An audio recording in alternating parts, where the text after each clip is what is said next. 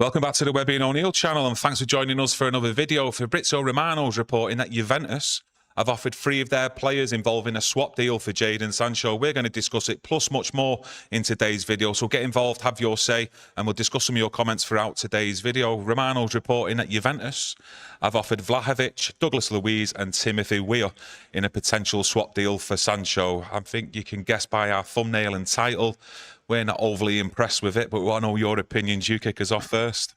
Well, if this had been 12 months ago with Vlahovic, you'd have turned round and gone, hey, he's a striker, top scorer in the Italian league. Let's get him. That's what it would have been out there. People would have been going, he's a goal scorer, he's a goal scorer. We've got to get him. This year, something's gone wrong.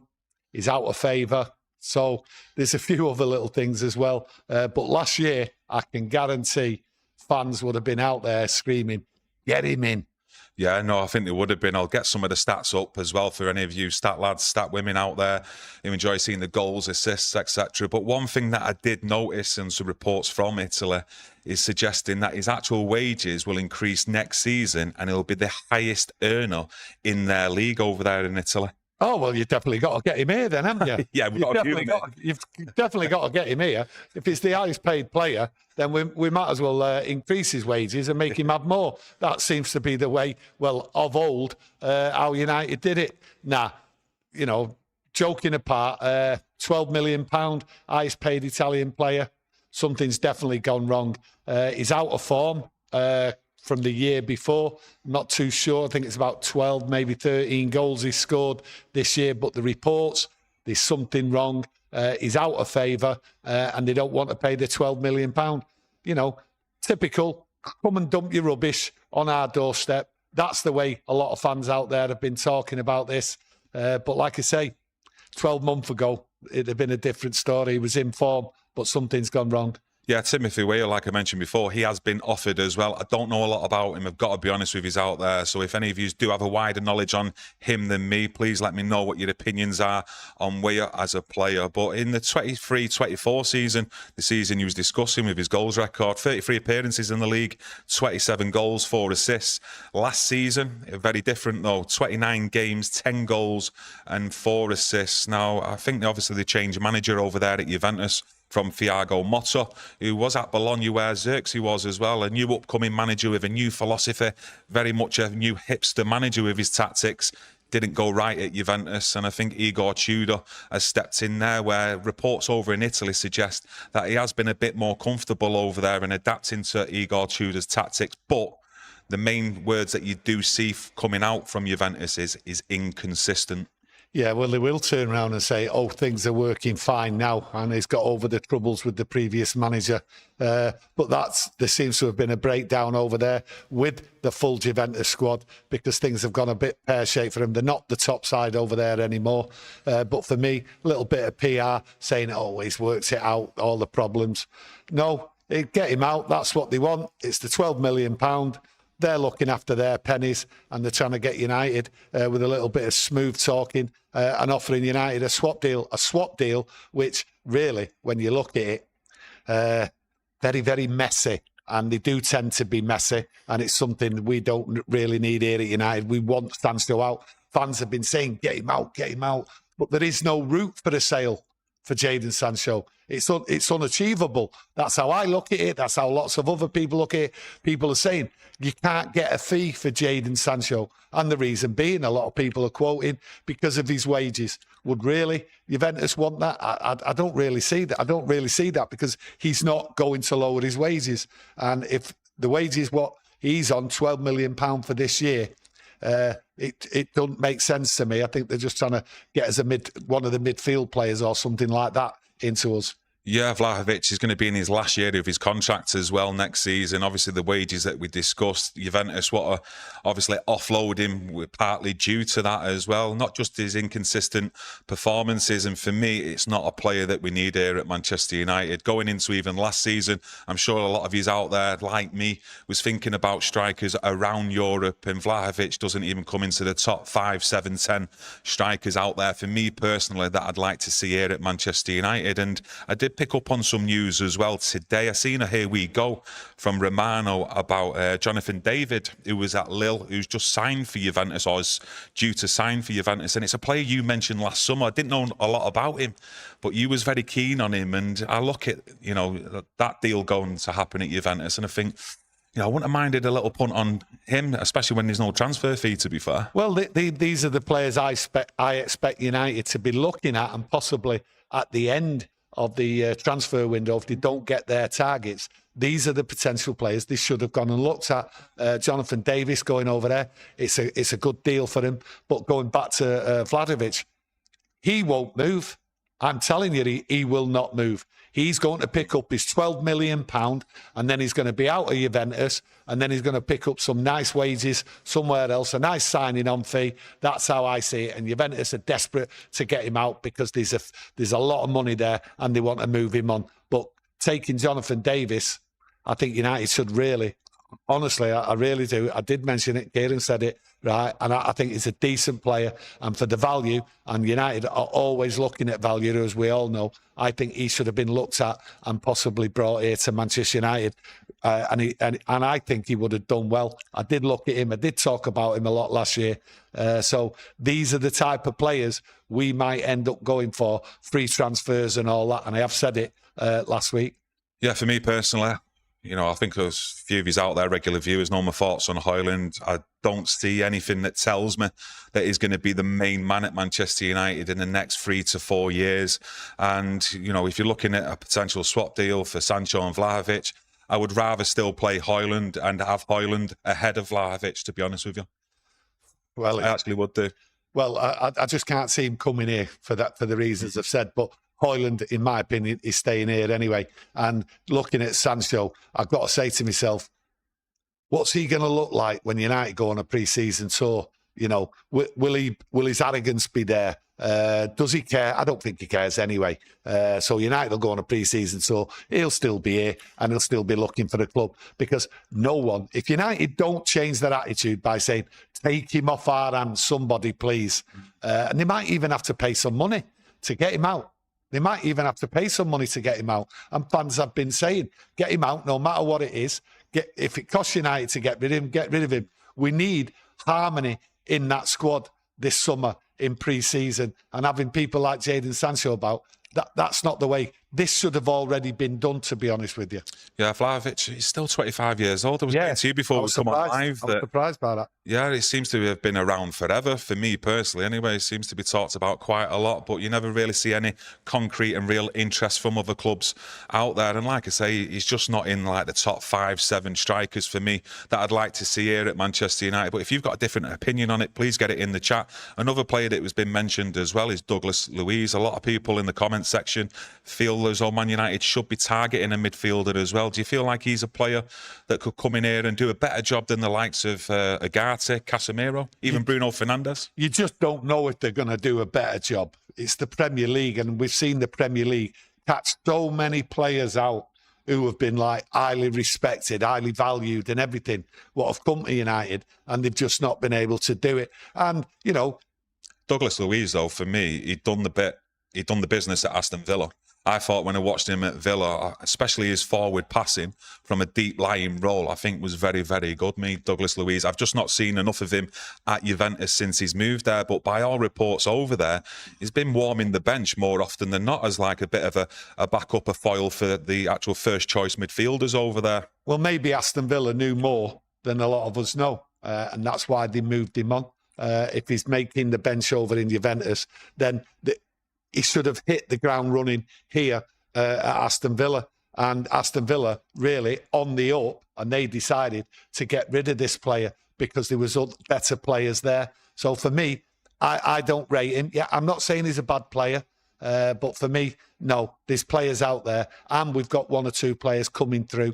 Listen, there's some young lads in our squad, okay, what are going to put in the effort. I look at Toby Collier. I thought he played well. I think he has to grow. And I did actually think he was getting better more and more what I've seen him. So for me, he's a midfield player we're all going to have to watch in pre-season with intense, because I see his body. He was growing, his stature, he was physical. everything in there, and then the injury took him. So for me, I think he's going to stamp a bit of authority in there because he wants it. That's how I look at him. So the midfield for me, I think the priority with United is solely on a goal scorer as a striker. Midfield, I don't think there's any worries how United see it, because the development of these youngsters is going to grow under Ruben Amorim and these coaches. Now they've got a full pre-season. Yeah, and of course, obviously we need to bring in quality in the transfer windows, not just this summer.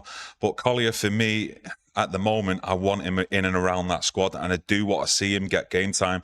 I was always impressed with him going back to January when we played Arsenal in the FA Cup away, and we went down to 10 men, and he come on as a substitute, and he fitted in there just like a glove. He didn't look out of place at all, and I thought he handled the pressure, which we was under a lot of pressure that game, really, really well, defensively and going forward. And the cameo appearances that I've seen from him ever since, I think he's a good player, and I think he's got a good future. Collier as well. There's not one game what stands out for me. I think every game I've seen him, he's looked solid, and he looks as though like he fits in there. So for me, midfield isn't the priority, and I don't think United are going for a midfield player. It seems to be a striker, even though many of us out there have got different positions. What we need strengthening, me, is a centre half. Lots of people, goalkeeper, midfield and all that. But I just see United are just looking for a striker. Yeah, it depends what the next options are on the list, the positions, transfer fee, wages, and where they go to next. But for me personally, I just look at the problem positions, what we've still got yet to actually replace and fill, and that's a centre forward and a goalkeeper. So I'd be all over them two positions like a cheap suit, to be honest with you. I'm just going to go into the chat. Fred Grantham, if you are in the chat, I forgot to mention yesterday, you gifted 5 memberships. So the 5 people who got gifted them memberships yesterday, a big thank you to Fred. I thought I'd say that in today's video because I don't want to be sacked by the 5th time. I was annoyed. Yeah, proper annoyed one. I've been sacked 4 times. I thought the 5th was on the cards yesterday.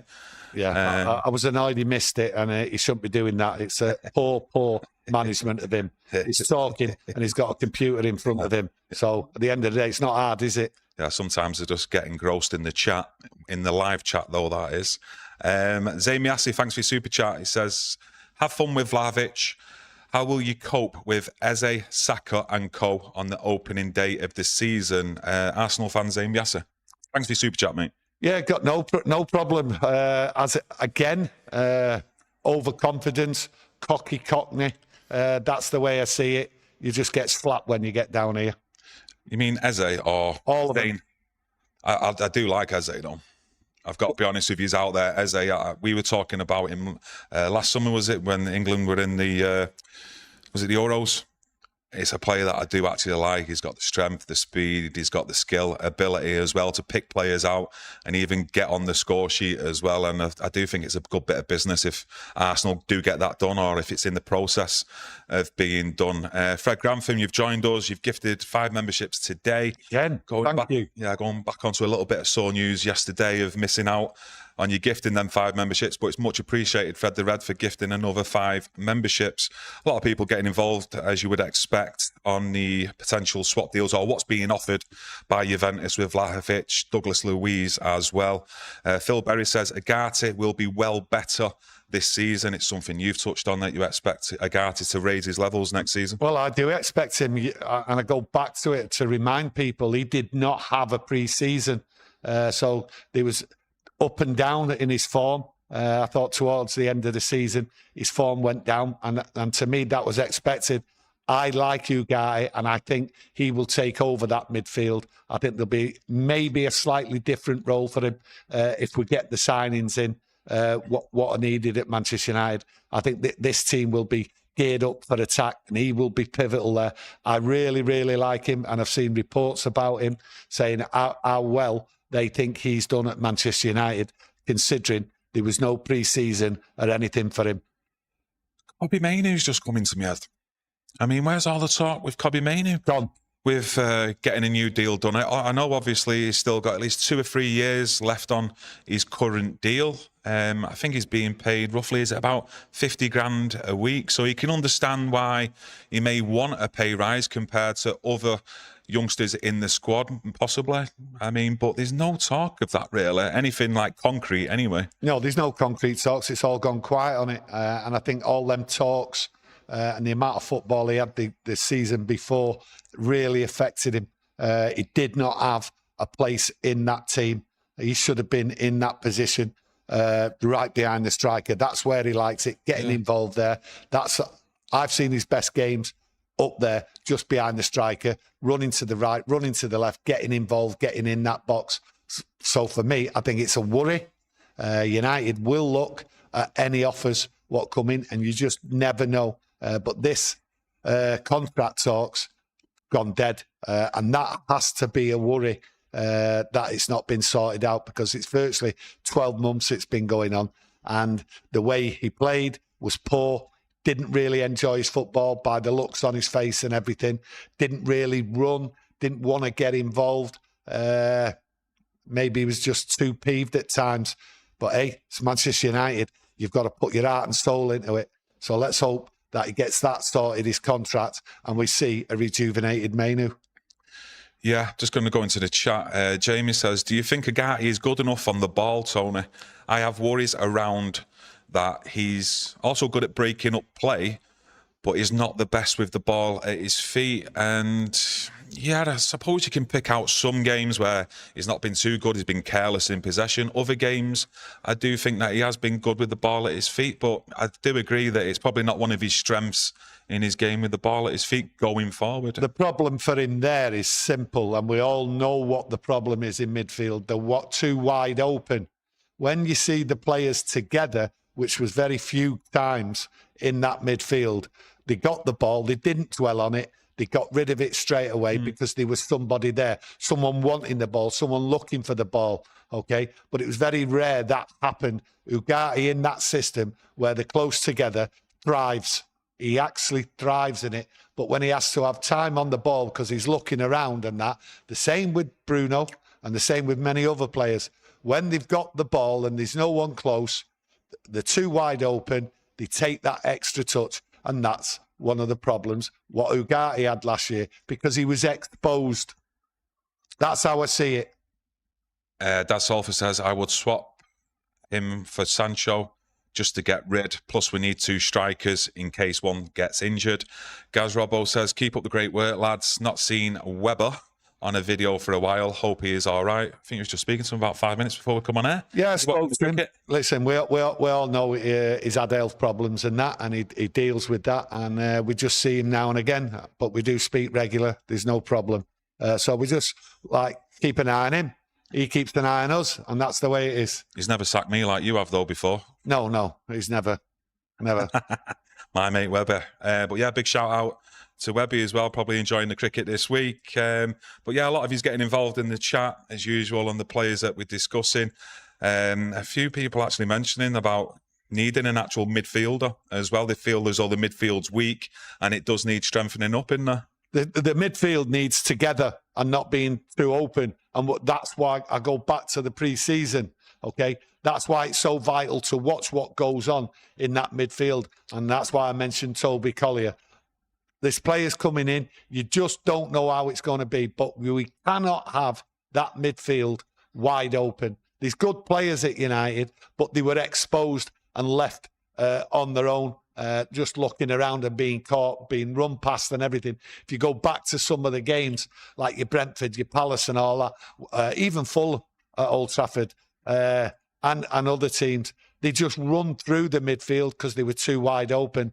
That can't happen again. And that's all down to Ruben Amorim now. He knows the problem. We all know the problem, right? But if you're going on the attack and then you leave yourself wide open like United did, and there's too big a gap between those at the back and those in the forward line, then you're going to have big problems. And I don't say we need replacing. I don't think we're going to replace. I think what they know is that the system and the tactics are going to change. I'm hoping they change. A lot of people will come back and go, oh, he just plays this system. It's all about keeping that midfield together in contact with the defence and forward line. So they're all acting as one. And that that defence has to move up, which will help the midfield. So that's what I'm expecting. That's the change I'm expecting, which will help every player in that squad. Listen, it's no surprise that United do play better when they're more compact and in a defensive shape, maybe 5, 10, 15 yards further back than they should be, further up the pitch, because when they do play wide open, even when you look at it under Erik ten Hag, the athleticism in the players, the intensity isn't there down the actual spine of the Manchester United team. But that looks like it's trying to be corrected with the likes of Cunha and Mbeumo coming into the team. Well, let's hope, fingers crossed, Mbeumo gets done this week. It needs to be done for me by the 7th of July. Well, bringing Cunha and Mbeumo in, right, tells you that the defence has to move up, not fall further back. Okay? We have to push forward. We have to create the chances and put them away. And that's what I think's going to happen. If you've got goal scorers, you don't play more defensively. You push forward to be nearer to your midfield. So your midfield is right on top of them forwards who can score goals and right next to the defence. That's how I see it. More compact. That's how some of these teams play. They push up. Stephanie Griffith, over 400 watching, not even 100 likes. Steph, get on it in the chat. Get right on it. Bump them likes up to 100 at least by the time we've finished this live stream. A few people not happy actually with the thought of Bruno playing in that midfield too next season. I mean, I'm not overly confident with it. I prefer Bruno to be in that number 10 role, but I don't think any to be honest with you, I don't think there's a very, very small percentage of people who like Bruno in that midfield. That's not his best position. No. You see, all his good football, his goals and everything is through playing further up, mainly behind the centre forward. Yeah. That's where he should be. So midfield for me, he shouldn't be there. And that's one of the reasons why people out there are saying we need a midfield player to replace Bruno out there and put him further forward. I'm not sure how this team's going to set up, and it's going to be interesting. And I can't wait, to be honest with you, waiting for that first pre-season. I think it's on the 19th of July. Yeah, against Leeds United in Stockholm. Yeah, against Leeds United in Stockholm and then off to America. So for me, Bruno, I don't like it. I just don't like it, because if they are open, he just loses the plot. He just loses the plot, tries to do too much. So I do agree. Midfield, not for me. So they've kept him. They've turned down 100 million for him. Okay, so they better have a definite plan for him and not play him here, there, and everywhere and use him as a makeshift, like fit him in there, fit him in there. That's not what you want. There has to be a definite plan for Bruno and stick with it.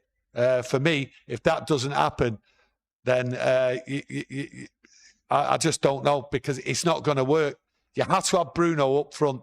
You have to have him sat there right behind the striker. Yeah, for me, you've seen it a few times last season under Amorim, especially in that Everton away game. I think you've seen it against Lyon here as well in the Europa League, which we just got over the line. You know, he will start maybe further up top, but then in the last, let's say 20 minutes a game, specifically that Everton game, he will then drop into midfield. But as you all know out there, the last 20 minutes of games, they always become more wide open, don't they? More time on the ball, which Bruno normally does have then in that midfield area with 20 minutes to go, where he can basically sort of dictate the play from a Manchester United point of view. You're expecting United. But to start a game against the top teams, you know, I'm worried. I'm worried straight away when I see Bruno in the midfield too. You're expecting United to play an attacking game because they're bringing in goal scorers. That's what United want. They want goal scorers. So he will be more going forward, as far as I'm concerned. Wasted running around on the left, on the right. Next thing you know, he's on the right wing, left wing. Next thing you know, he's even centre half at times. So for me, completely wasted. So it's very, very important Ruben Amorim gets it right straight from the off.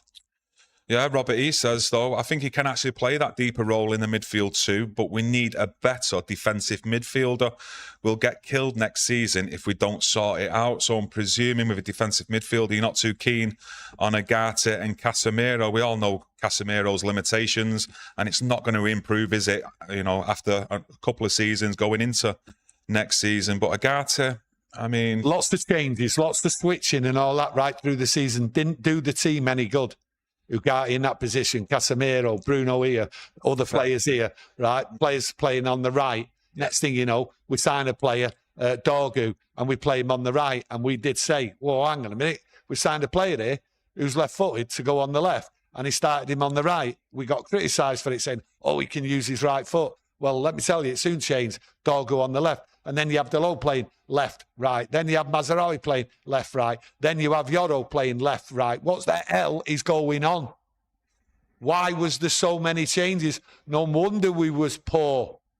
No wonder we was poor. And that's why I'm saying that pre-season, there's your team. He should know what his team is. He should know his formation. No messing about. You look at all the players, what were played. Left, right side, up forward, round at the back, wrong position, left, right. It was madness. It was madness. Yeah. That's not how you're going to win games when you haven't got a settled side and you're dropping people and you're playing Kobbie Mainoo as a centre forward. Madness. Come on. Let's get this summer here. Let's get the team out there. Let's get the tactics right. And then let's cheer the boys on. But Ruben Amorim's got to get it right. He has to stop doing what he did last year. It was poor. Really, really poor. Yeah, I think they used to call Rafa Benitez, was it? The Tinkerman. And there was a lot of tinkering from Ruben Amorim last season. And, you know, no one can make any excuses for him that he shouldn't know his best side out of this squad. Now. Yeah, of course. And now, you just hope that he's had that head start coming in November. So he's got a full idea and a picture of what he can actually get out of these players and what he wants going into next season. And let's hope that we see some positive signs as well, something a bit different maybe in even the pre-season games. Well, we've all pointed out what was wrong. I've just done it there now myself. Okay, the amount of different changes, players playing in different positions. Okay, it's fine every now and again. Trying to find a player and put him in a different position to see if he can do it, right? But the amount of changes what was made was ridiculous at times. So for me, he has to get it right. But the main thing at the moment, look, the main thing at the moment is let's get it right. Let's get it right and get these players out of this club. You know, you've got Rashford being, again, right, associated with another European club, Bayern Munich. I can't see Bayern Munich actually coming in for him, to be honest with you. Not the type of club, not the type of player, especially his off-field antics. Bayern Munich would like to be associated with. Just get him out. But the problem is wages again. That's the priority. Sorry, I've just been in my own world there about Rafa Benitez, the Tinkerman. I'm now thinking it was Claudio Ranieri when he was at Chelsea. Let me know which one it was, though, in the chat. It was Claudio. I'm going round and round in circles in my head and I can't move on. But, yeah. Move Rashford on. Yeah, but, you know, you look at Rashford in just the last 12 months. I mean, you're having the likes of Barcelona, Bayern Munich being linked to him. I'm just not buying it.